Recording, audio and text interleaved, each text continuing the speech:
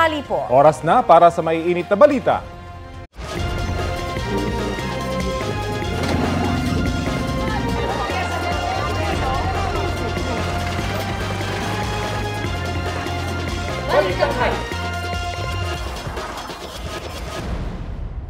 Nanumpa na ang bagong hepe ng Philippine National Police. Sa kanyang unang talumpati, inilatag ni General Nicolas Torre III ang mga direktibang ipatutupad sa kanyang liderato. At may ulat on the spot si June Veneracion. June? Rafi, Connie, opisyal na ngang umupo bilang Chief PNP si General Nicolas Torre III. Tumayong guest of honor sa turnover ceremony si Pangulong Bongbong Marcos, kung saan pinangunahan niya ang pagsasali ng PNP leadership kay Torre mula kay General Romel Francisco Marbil. Makasaysayan ito dahil ito ang unang pagkakataon na ang PNP chief ay mula sa Philippine National Police Academy o PNPA, hindi gaya dati na puro mga taga PMA o Philippine Military Academy ang naitalaga. Isa sa mga direktiba ni Torre ay magkaroon ng 3-minute response time sa mga major urban areas. Lahat daw ng tawag ng publiko ay dapat matugunan. Kapag nabigo ang mga commander na ito na ipatupad, ay marami raw ang nakaabang para sila ay palitan. Sabi ni Torre, ang pag-angat ng karera ng pulis ay merit-based at hindi na pwedeng batay sa endorsement na kung sino-sino. Malaking bagay rin daw sa pag-evaluate ng performance ng mga pulis ay ang dami ng kanilang mga naaaresto. Pero babala ni Torre, dapat ang paramihan ng huli ay base sa ebidensya. Hinamon naman ng Pangulo si Torre na panatiling malinis ang hani ng PNP at pabilisin ang proseso ng pagpapanagot sa mga tiwaling pulis. Sa ngayon, wala naman daw malakihang reshuffle na mangyayari sa mga nakaposisyon sa PNP. Pero may mga pagbabago dahil na rin sa pagre-retiro ng ilang opisyal. Today marks more than a beginning. It is a defining moment. Thus, let us seize it with unwavering courage, grounded in humility and a relentless commitment to serve the Filipino people with honor, excellence, and integrity. Maraming salamat po. Mabuhay ang pambansang pulisya, mabuhay ang bagong Pilipinas, mabuhay ang sambayanang Pilipino, at sa bagong Pilipinas, ang gusto ng pulis, ligtas ka! Dahil gusto ng mga pulis ay ligtas ang publiko, ay isa sa mga utos rin ni General Torre ay yung mas matinding police visibility sa mga matataong lugar. Rafi, Connie. Yes, June, alam naman natin na napakapayat, no? Talagang maganda ang itsura at makisig po ang itsura ng ating bagong Chief PNP. Meron bang direktiba na dapat wala rin tiyan yung iba pang mga pulis tulad ng mga ibang nakaraan na mga direktiba sa kanila, June? Naabangan natin yan, Connie, dahil alam naman natin kung gaano ka fit itong si General Torre. Nakita naman natin dun sa Davao, yung pagpaparesto nga, ito kay dating, o kay Pastor Apollo Kibuloy, nakikita nga na nagja-jogging pa, na naka-bulletproof vest, naka may dalang rifle. Itong si General Torre, makikita natin kung ganyan din ang kanyang gagawin sa mga kanyang tauhan, setting by example, yung ganyang klaseng pamumuno. Yan yung gusto niya ring pamarisan ng mga pulis na kanyang pamumunuan sa mga susunod na buwan. Oo, kasi kung may 3 minuto, di ba, na talagang paghabol, dapat talaga makahabol pati yung mga pulis at fit sila, June. Ayan, naabangan natin. Maraming salamat, June Veneracion.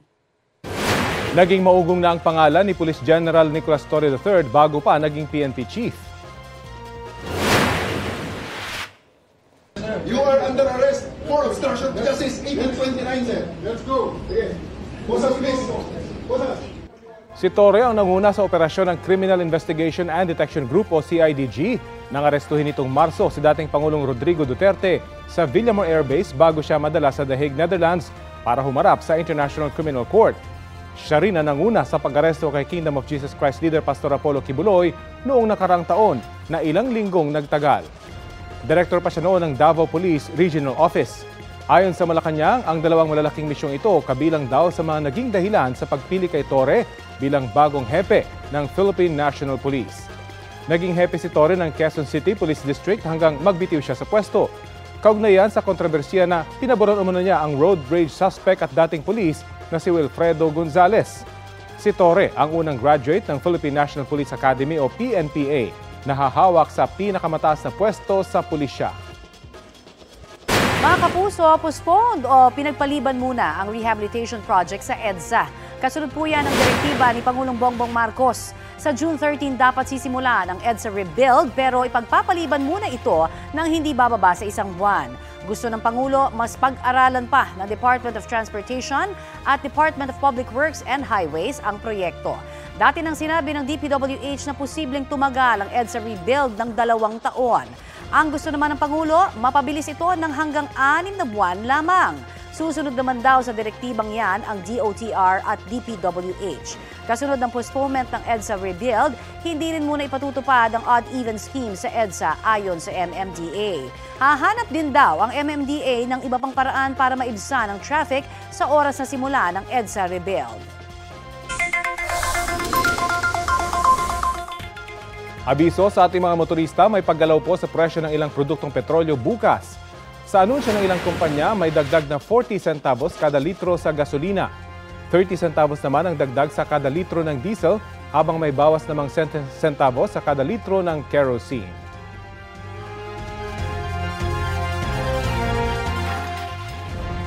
Tuloy-tuloy po ang ulan sa iba't ibang panig ng bansa. Sa boundary ng New Bataan at Maragusan, Davao de Oro, nagresulta po ang masamang panahon na yan sa mud flow at pagguho ng lupa. Isang lane lamang ng kalsada ang nadaraanan ng mga motorista. Patuloy ang clearing operation sa lugar.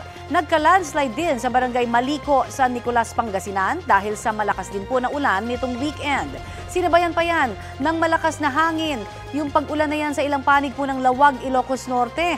Sa kabila po niyan ay itinuturing ito ng mga magsasaka bilang biyaya dahil malaking tulong daw sa kanilang pagsasaka naman yan. Umaga pa lamang po kahapon ay inulan na rin ang Cabanatuan, Nueva Ecija. Lumakas pa ng bandang hapon at gabi. Ayon sa Pag-asa, habagat po ang nagpapaulan sa Luzon mula pa nitong weekend habang mga local thunderstorm naman sa Visayas at Mindanao. May mga pagulan man ngayon sa bansa, humanda pa rin sa amalinsangang panahon lalo sa mahigit 30 lugar sa bansa. Ayon sa Pag-asa, posibleng umabot sa danger level na 46 degrees Celsius na heat index sa Etiaga, Isabela, 45 degrees Celsius sa Tuguegarao, Cagayan, Diwan, Eastern Samar at sa Dipolog, Zamboanga del Norte, 44 degrees Celsius sa Infanta at Alabat, Quezon, Daet, Camarines Norte at sa Masbate City, 43 degrees Celsius naman sa Apari, Cagayan at ilan pang bayan at syudad sa Luzon at Visayas. Posibleng umabot sa 42 degrees Celsius ang heat index ngayong araw sa Calayan, Cagayan at iba pang panig ng bansa. Sabi po ng Pag-asa, sa kabila ng mainit at maalinsangang panahon, mananatili ng mataas ang tsansa na ulan sa ilang bahagi ng bansa lalo na sa western section kasama na po ang Metro Manila. Patuloy kasing nakaapekto ang hanging habagat sa Luzon. Local thunderstorm naman ang aasahan sa Visayas at Mindanao. Huli ka, mang tricycle at kotse na yan na binabaybay ang Maharlika Highway sa Barangay Ubaliw, Pulangi, Albay. Unti-unting lumipat ng linya ang tricycle nang biglang mag-overtake ang kotse at nasagi ang tricycle. Nawala ng kontrol ang tricycle hanggang sa masalpok ng paparating na truck. Tumilapan ng driver at 2 pasahero ng tricycle. Isinugod sila sa ospital pero dineklarang dead on arrival ang isa sa mga pasahero. Sugatan ng driver at isa pang pasahero. Nasa kustodiya na ng mga otoridad ang driver ng truck. Wala siyang pahayag. Kinagahanap naman ng mga otoridad ang driver ng kotse na tumakas matapos ang insidente. Pasintabi po sa mga kumakain, 2 bangkay ang magkahiwalay na nakita sa Pasig at Antipolo, Rizal. Balitang hatid ni EJ Gomez. Sa masukal na bakanteng loteng ito sa Barangay Dalig, Antipolo City, natagpuan ang isang bangkay ng babae pasado tanghali nitong Sabado. Ang biktima naaagnas na ng matagpuan sa lugar. Isang nangangalakal ng basura daw ang unang nakakita ayon sa barangay. Kasi yung medyo tabi po noon, pinagtatapunan rin ng mga basura. Tabing highway kasi. Siguro pagdaan, napansin niya parang mabaho. Pagsilip sa bakod, yun nakita niya. Ayun po, tumambad po yung bangkay na nakahiga, medyo may kumot pa at may unan, na naagnas na yung mukha, na medyo iba ng amoy niya.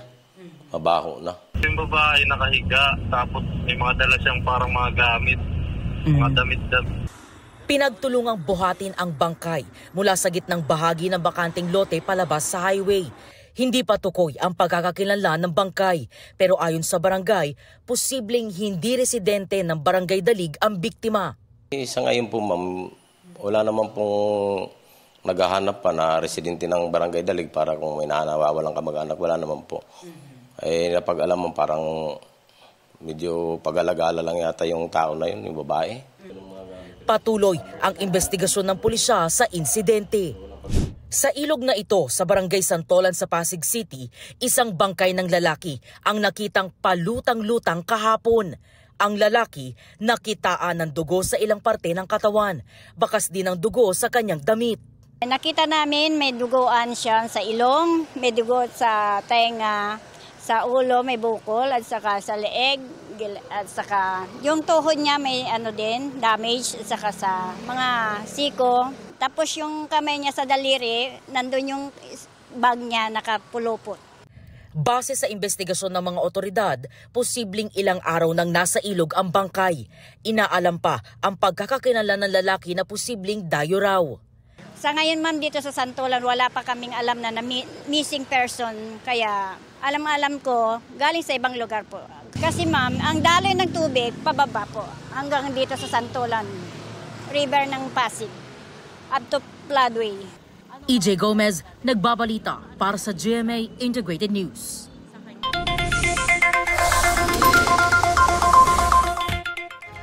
Good news sa mga suki ng liquefied petroleum gas o LPG, nag-roll back ang presyo niyan sa pagpasok ng Hunyo.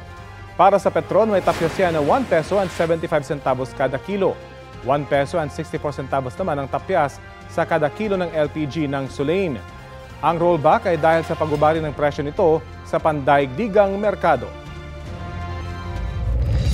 Ito ang GMA Regional TV News. May init na balita sa Luzon, hatid ng GMA Regional TV. Patay ang isang lalaki matapos malunod sa Chico River sa bahagi ng Santo Niño, Cagayan. Chris, bakit daw nalunod? Connie, tinangkaraw kasi niyang hanapin at sagipin sa ilog ang nawawala niyang pamangkin. Ayon sa impormasyon ng Cagayan Provincial Information Office, dumalaw ang biktima at dalagitang pamangkin sa kanilang kaanak doon. Nagkayayaan daw sila at 5 iba pa na magpiknik at maligo sa ilog nitong Sabado. Sa gitna ng swimming, napansin daw ng grupo na nawawala ang naliligong dalagita. Doon na nagdesisyon ng biktima na tumalon sa ilog pero hindi na nagawang umahon dahil sa lalim ng tubig. Agad na ikinasa ang search and rescue operation para mahanap ang magtiyuhin. Unang natagpuan ng tiyuhin na idineklarang dead on arrival sa ospital. Kahapon naman na madaling araw na-recover ang bangkay ng dalagita. 30 metro ang layo kung saan sila naligo. Walang pahayag ang kanilang mga kaanak. Sa Bataan naman, sumailalim na sa inquest proceedings ang lalaking bumaril sa isang aso sa barangay Kalaylayan sa Abukay. Paglilinaw ng pulisya, kapitbahay ang bumaril sa aso at hindi ang may-ari. Paliwanag ng sospek sa pulisya, hinabol at muntik na raw kagatin ng aso ang kanyang asawa kaya binaril niya iyon. Ligtas naman ang aso na tinamaan ng bala sa paa. Naharap ang lalaki sa mga reklamong paglabag sa Animal Welfare Act, alarms and scandals at paglabag sa Omnibus Election Code.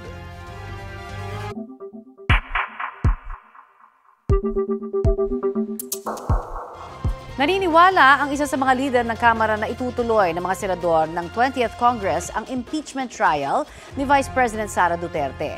May paglilinaw naman ang bise sa sinabi niyang gusto niya ng bloodbath sa paglilitis. Balitang hatid ni Jonathan Andal.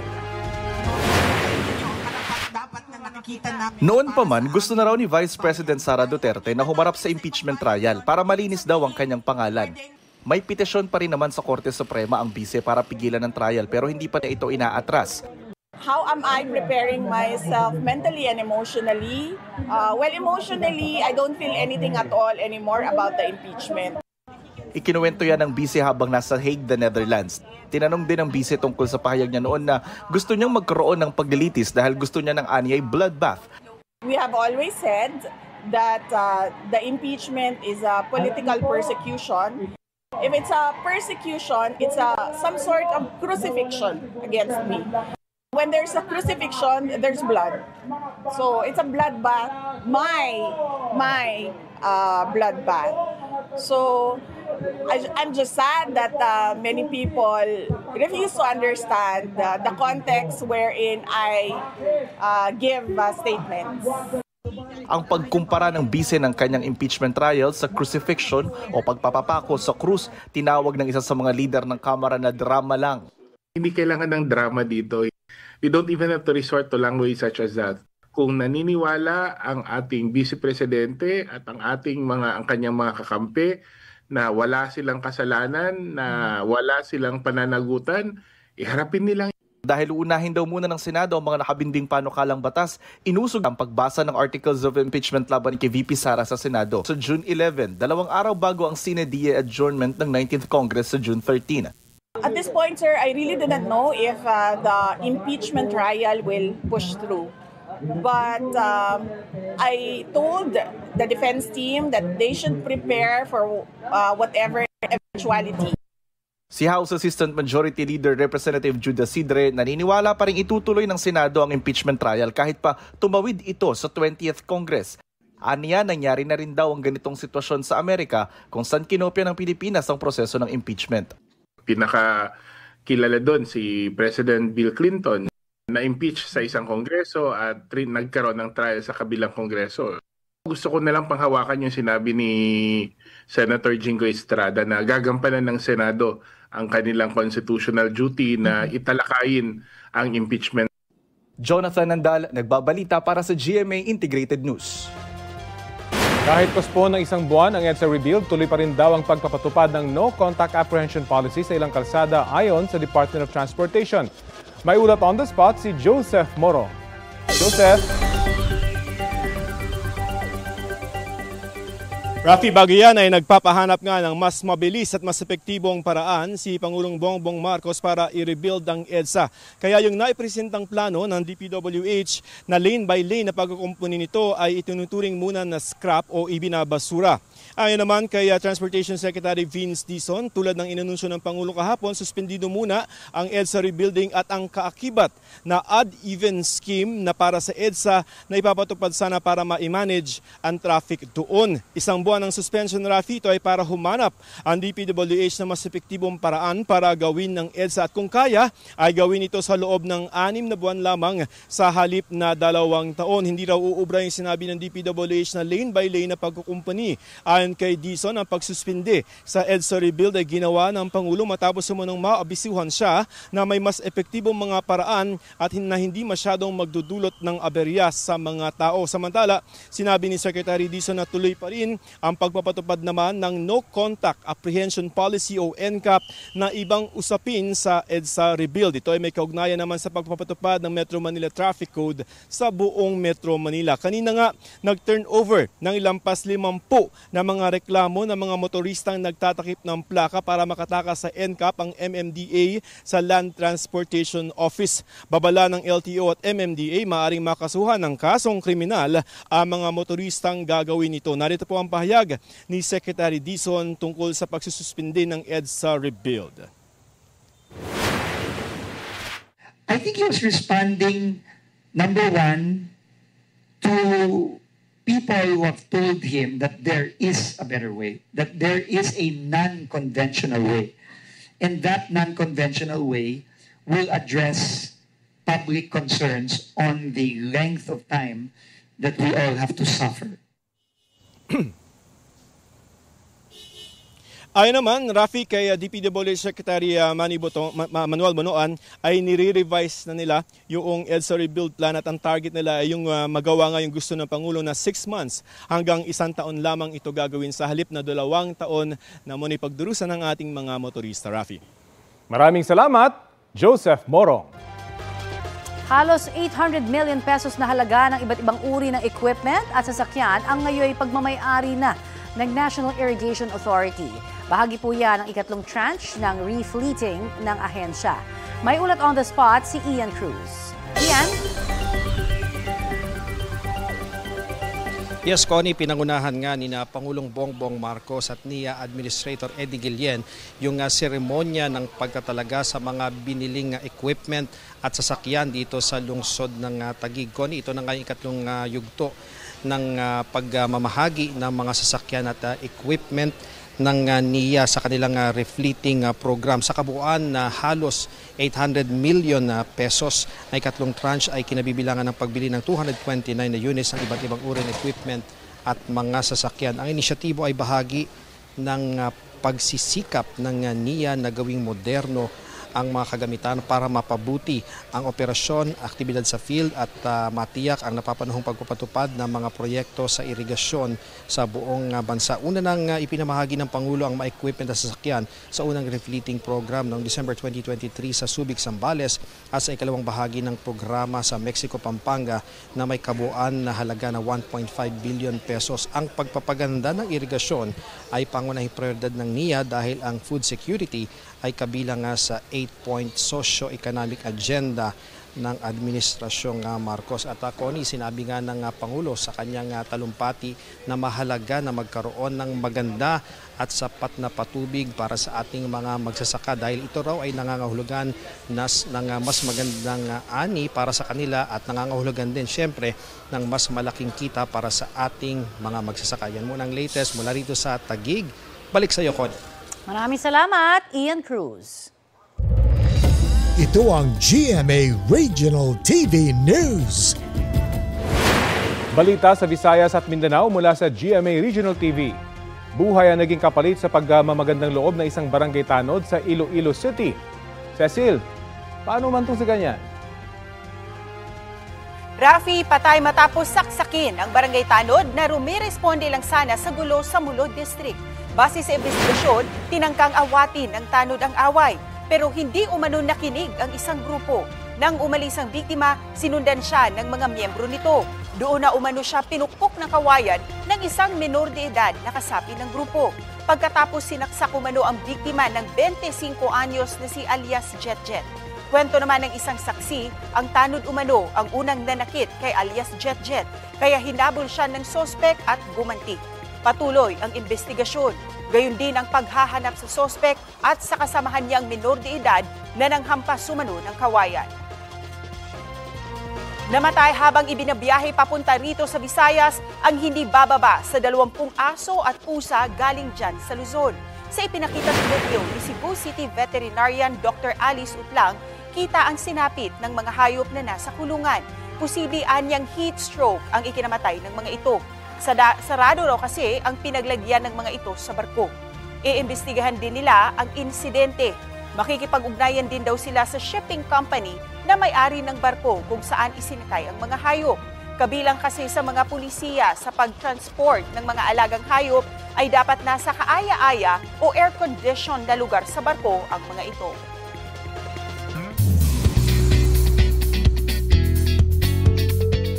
Happy Monday mga mare at pare! Overwhelming support mula sa outside world ang natanggap ni na Vince Maristela at Cyril Manabat bilang latest evictees sa Pinoy Big Brother Celebrity Collab Edition. Sa kanilang guesting sa unang hirit, ikinuwento ng dalawa ang kanilang experiences sa loob ng bahay ni Kuya. Grateful daw sila sa kanilang experience sa loob ng PBB house. Si Vince mamimiss daw ang luto ng kanilang mom na si Clarice. Si Cyril naman ang paggawa ng champorado. Magsisilbing aral daw sa kanila ang pagiging housemates sa bahay ni Kuya. Sa kanilang pagbabalik sa outside world, isa sa mga sumalubong sa dalawa ang kanilang pamilya at kaibigan. Sinalubong din ni prinsesa ng City Jail star Sofia Pablo si Vince na kanyang malapit na kaibigan. Para maging updated sa mga ganap sa bahay ni Kuya, panoorin ang PBB Celebrity Collab Edition tuwing 10 p.m. weeknights at 6:15 p.m. tuwing weekends sa GMA. Update po tayo sa lagay ng panahon kung saan habagat season na pero ilang lugar ang may mataas na damang init o yung tinatawag nating heat index. Kausapin po natin si Pag-asa Assistant Weather Services Chief Chris Perez. Magandang umaga at welcome po sa Balitang Hali. Magandang umaga sa inyo, Connie, at sa lahat po na ating mga taga-subaybay. Malapit-lapit na ba tayong mag-opisyal na pahayag na tag-ulan na po? At ngayon kasi syempre habagat season pa rin tayo eh. Yes, Connie, karaniwan na kapag umiral yung habagat ay ang nagiging kasunod senaryo nito na satisfying criteria natin for declaration of onset of the rainy season at posible nga ngayong linggo ay magpalabas na tayo ng official statement regarding the start of the rainy season dito nga sa ating bansa. At masasabi ho bang napaaga yung pagtatapos ng dry season sa bansa? Well, kung titingnan natin during the last 5 years ay halos nasa buwan ng June yung start ng ating mga pag-ulan. So we can say na normal lang halos ang magiging simula ng tag-ulan dito sa ating bansa ngayong taong 2025. Opo, at gaano ho karaming ulan ang ibinuhos sa bahagi po ng Mindanao para magdulot naman ng mga pagbaha? Yung nakita kasi nating 24 hours na paulan sa ilang synoptic station natin sa Mindanao ay umabot lamang sa mga light to moderate yung mga naging pag-ulan. Pero ang nakikita nating posibleng factor ay posibleng may mga tubig ulan or may mga pag-ulan na naganap sa mga matataas na lugar at ito'y naging sanhi ng mga pagbaha sa mga low-lying areas dun sa mga paanan ng bundok. As a matter of fact, kahapon nga Connie, 4 na rainfall advisory ang pinalabas ng ating Mindanao PRSD kahit light to moderate lamang yung mga na-monitor na pag-ulan. Binang pagbibigay na ng pagbabala sa potential ng mga pagbaha sa mga ilang areas including yung mga nakikita natin sa ating screen ngayon. Opo, at ngayon pong nasa habagat season na tayo, posible bang mawala na yung, kaya mabawasan kaya yung heat index po natin na damang init na nararamdaman? Well, occasionally, no? Kasi kung magsisimula na nga talaga yung tag-ulan sa ating bansa, hindi naman po ibig sabihin na halos araw-araw yung ulan. Magkakaroon po tayo ng mga araw, minsan 1 hanggang 2 linggo na may tinatawag tayong monsoon break o halos wala tayong mararanasan na pag-ulan. Pag nagkaganto, Connie, hindi natin sinasantabi yung posibilidad na posible pa rin pumalo sa danger level, so yung mga forecast heat index natin, kahit na panahon pag nagsimula na yung panahon ng tag-ulan dito sa ating bansa. But more or less, kapag magiging madalas ang pag-ulan, then likely mas mababa po yung may tatala nating heat index. Okay, pero sa ngayon, meron ba tayo na monitor na anumang bagyo? At kung meron man, ilan ho bang inaasahan natin kayang bagyo sa buwang ito? Sa ngayon po ay habagat lamang yung dominant weather system, no? At wala tayong nakikitang bagyo in the next 2 to 3 days. Pero kung magkakaroon man, we're expecting at least 1 hanggang 2 bagyo para po sa buwan ng June. Alright, marami po salamat sa inyo pong update na yan sa amin. Yan po naman si magandang araw. Pag-asa Assistant Weather Services Chief Chris Perez.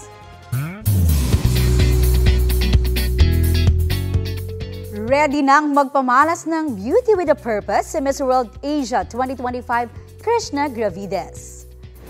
Soaking it all in. Yan ang sinabi ni Krishna sa kanyang first day of reign bilang isa sa 6 na continental queens. With a modern take ang suot niyang pink and floral Filipiniana. Full support naman sa comment section ng fellow Pinay beauty queens. Kabilang ang crowned winners na sina Catriona Gray at Megan Young. Proud daw sila sa ipinamalas ni Krishna na umabot hanggang top 8. Kinoronahan namang Miss World 2025 si Opal Sushata ng Thailand. Yan ang unang title crown ng Thailand sa naturang beauty pageant. Ito na ang mabibilis na balita. Nasunog ang motorsiklong yan matapos bumangga sa 2 AUV sa Rojas Boulevard sa Maynila. Batay sa investigasyon, mabilis ang takbo ng motorsiklo nang bumangga sa 2 sasakyan. Sugatan ng rider na dinala sa ospital. Agad namang rumisponde ang mga bumbero at naapula ang apoy. Dahil sa insidente, bumigat ang daloy ng trapiko. Arestado ang isang lalaki sa Tagologan na Misamis sa Oriental dahil sa pagnanakaw umano ng motorsiklo. Batay sa investigasyon, pagmamay-ari ng isang taga-barangay Igpit sa Opol ang motorsiklong ninakaw. Nagkasa ng entrapment operation ng mga otoridad matapos makatanggap ng reklamo at naaresto ang suspect sa Tagaloan. Ayon sa mga pulis, naibalik na sa may-ari ang ninakaw na motorsiklo. Sinusubukan pang kunan ng pahayag ang suspect na mahaharap sa reklamong paglabag sa new anti-carnapping law. Makikita sa CCTV ang motorsiklong yan na nakaparada sa harap ng isang computer shop sa Barangay 93 sa Caloocan. Ilang sandali lang huminto sa harap nito ang isang puting van. Nang umalis ang van, nawala na ang motorsiklo. Sa kuha ng isa pang CCTV, isinakay at tinangay na pala ito ng 3 lalaki na sakay ng van. Ayon sa may-ari ng motorsiklo, kinabukasan na nang mapansin niyang nawawala ang motorsiklo. Hinahanap na ng mga otoridad ang motorsiklo maging ang mga kumuha nito.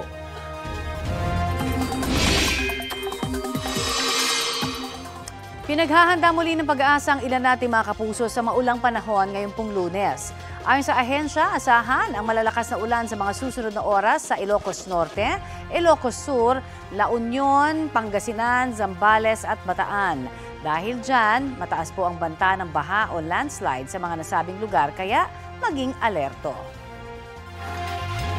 Balita naman po mula sa Nigeria. 11 Pinoy ang nakakulong doon ngayon. Ayon sa Economic and Financial Crimes Commission ng Nigeria, naghain ng guilty plea sa korte ang mga naturang Pinoy para sa cyber-terrorism at internet fraud charges. Kasama rin nilang ikinulong ang 2 Chinese, 1 Malaysian at 1 Indonesian. Ayon sa tagapagsalita ng EFCC, sangkot ang mga ikinulong sa recruitment ng mga kabataang Nigerian para sa identity theft at pagpapanggap bilang foreign nationals. Sinintensyahan sila ng 1 taong pagkakakulong at multang tig 1 million Nigerian naira o mahigit 35,000 pesos. Kinumpirma ng Department of Foreign Affairs ang pagkakakulong ng mga naturang Pinoy. Tinututukan na raw ito ng Embahada ng Pilipinas at bibigyan ng legal assistance ang mga apektadong Pilipino.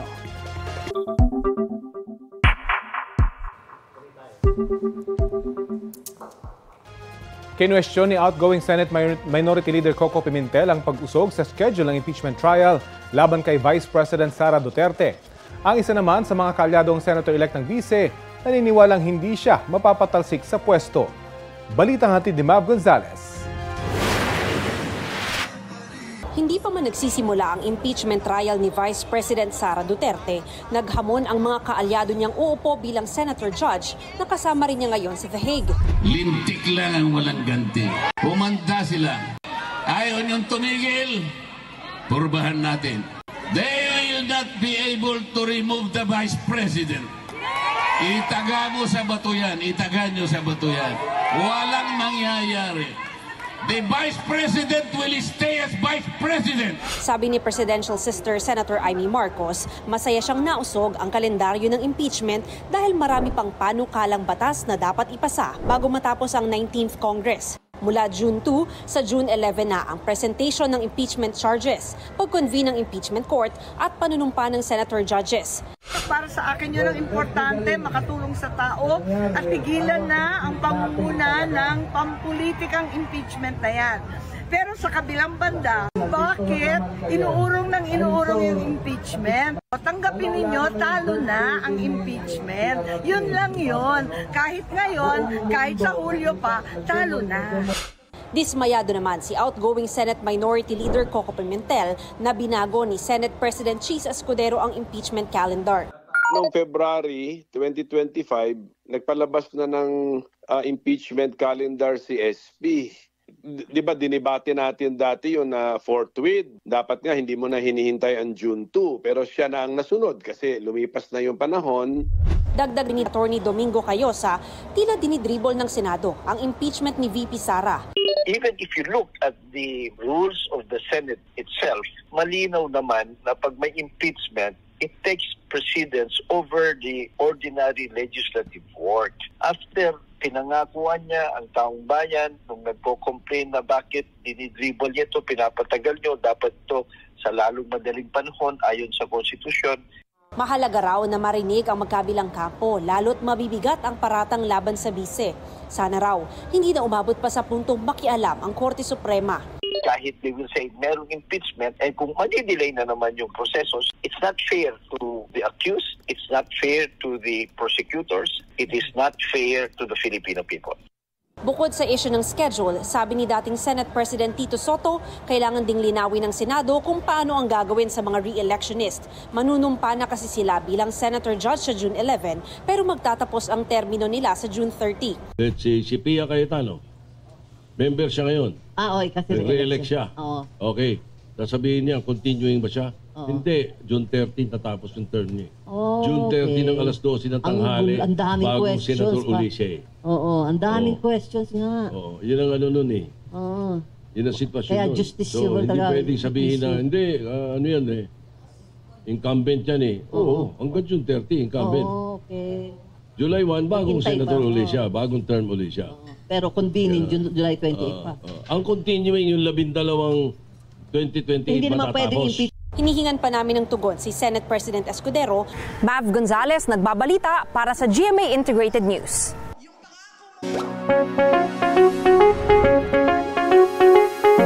Mga kapuso, paalala pong muli, huwag hong babaliwalain ang rabies dahil ito po ay nakamamatay.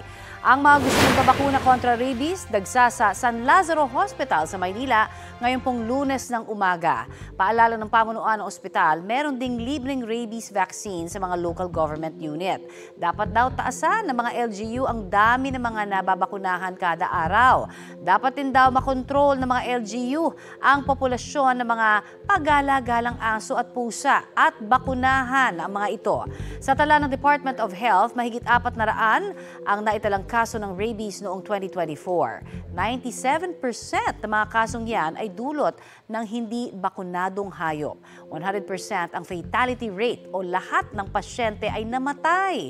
55 naman ang naitalang kaso ng rabies mula January hanggang March 1 ngayon pong 2025. Kung kayo po ay nakagat o nakalmot, hugasan agad ang sugat sa dumadaloy na tubig sa loob ng 10 minuto.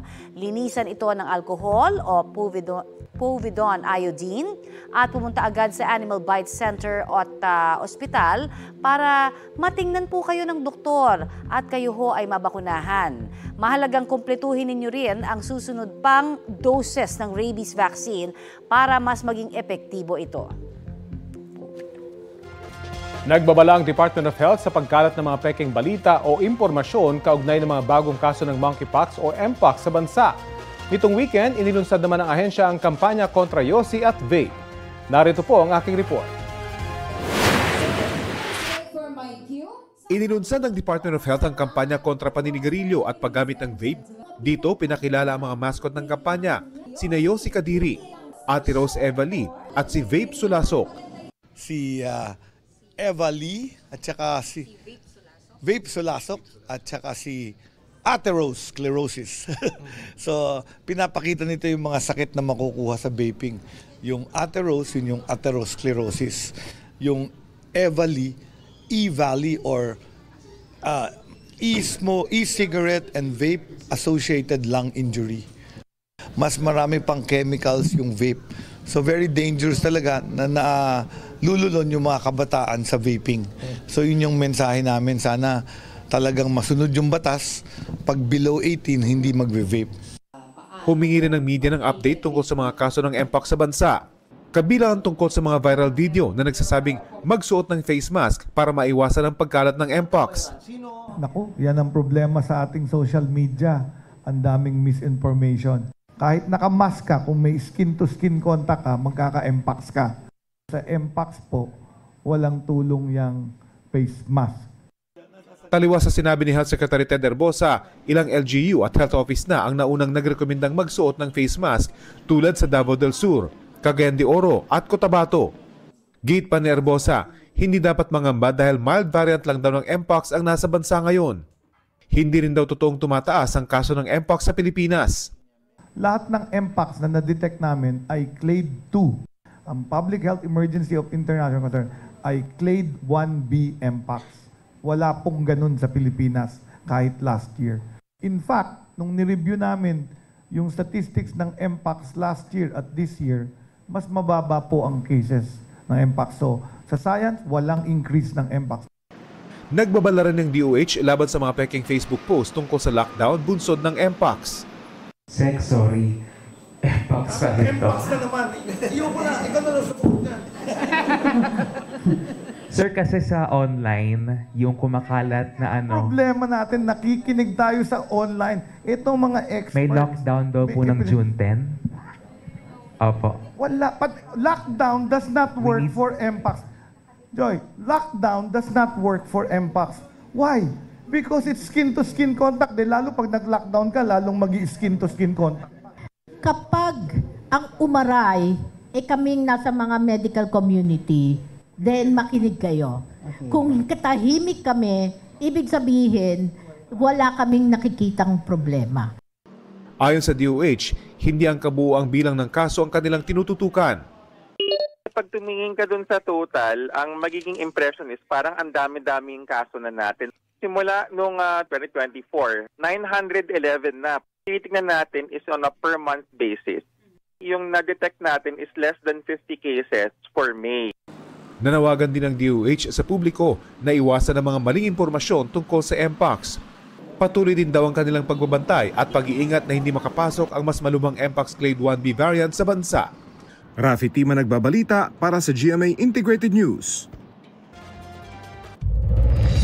Ito ang GMA Regional TV News. May natagpo ang patay na babae sa isang abandonadong gusali sa San Fernando, Pampanga. Sa investigasyon ng pulisya, 1.5 araw nang patay ang babae bago nakita ang kanyang bangkay nitong Huwebes, May 29, at wala raw nakikitang foul play ang pulisya. May 27 daw nang huling makitang buhay ang babae. Inaalam pa ng pulisya ang pagkakakilala ng babae at sanhi ng kanyang pagkasawi.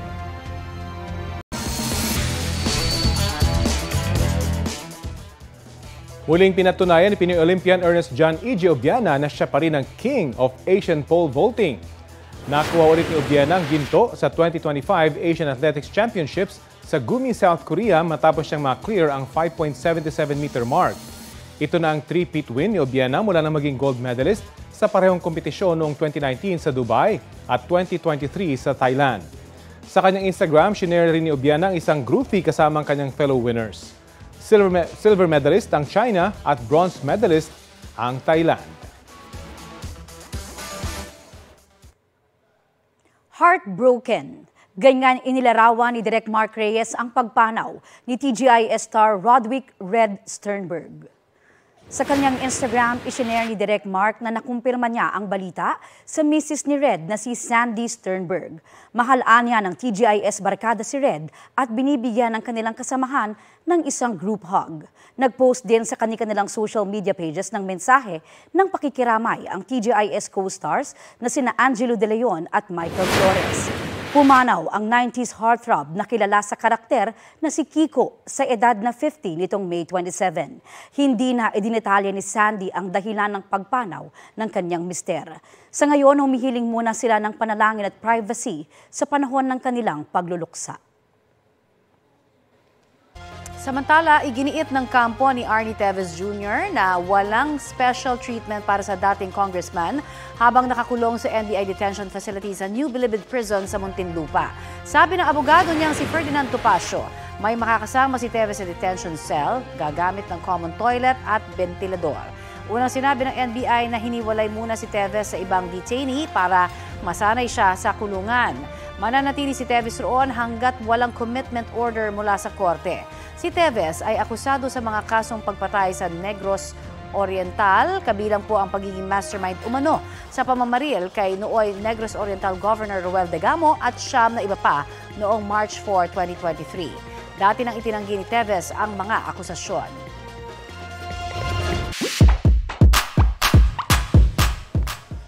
Sabi nga, basta aesthetic ang lugar, dadayuhin talaga yan. Lalo na sa mga Instagrammers, no? Yung mga mahilig sa Facebook is life dyan. Facebook is life, relate much dyan, Mare. Dahil kung ganyan ang hanap mo, baka bet mo ang paandar na flower pasyalan. Saan ba yan at nang maidagdag na sa listahan? Eto na.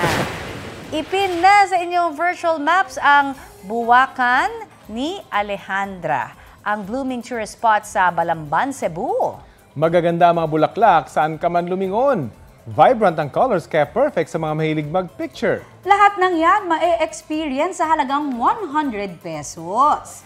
Wow na wow! Ang ganda, pang ano nga yan? Pang Instagram IG. Oo. Beautiful. At para po sa inyong mga kwentong totoo, kwentong kapuso, sumali na sa YouScoop Plus Facebook group at i-share ang inyong po mga larawan at video. Maaaring ma-feature ang inyong istorya sa aming newscast. Gamitin lang ang hashtag YouScoop sa inyong mga post. At ito po ang Balitang Hali. Bahagi kami ng mas malaking misyon. Ako po si Connie Sison. Rafi Tima po. Kasama niyo rin po ako, Aubrey Carampel. Para sa mas malawak na paglilingkod sa bayan. Mula sa GMA Integrated News, ang News Authority ng Filipino.